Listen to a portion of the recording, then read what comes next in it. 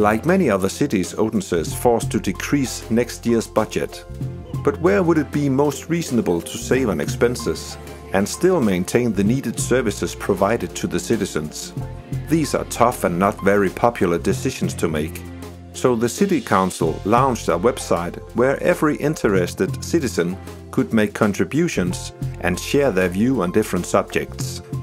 For instance, how to get more young people into regular jobs, what services are not needed, and how to make different workflows digital. But why even involve the citizens in budget discussions? Det gør vi jo, fordi det handler om borgernes liv, deres hverdag, deres familie, deres børn, deres arbejde.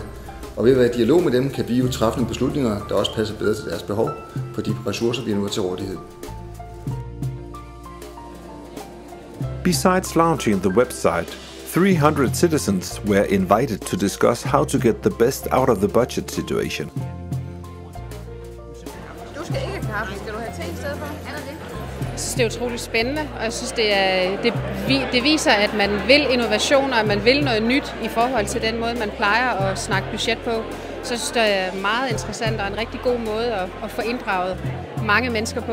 But why even bother to set up a website and invite 300 citizens for a cup of coffee and a chat? And who is going to relate to the ideas from the website and the session? Dem deler vi med hele byrådet, så vi alle sammen kan se, hvad borgerne har synspunkter og meninger, så vi kan træffe beslutninger, der bedst kommer deres behov i møde.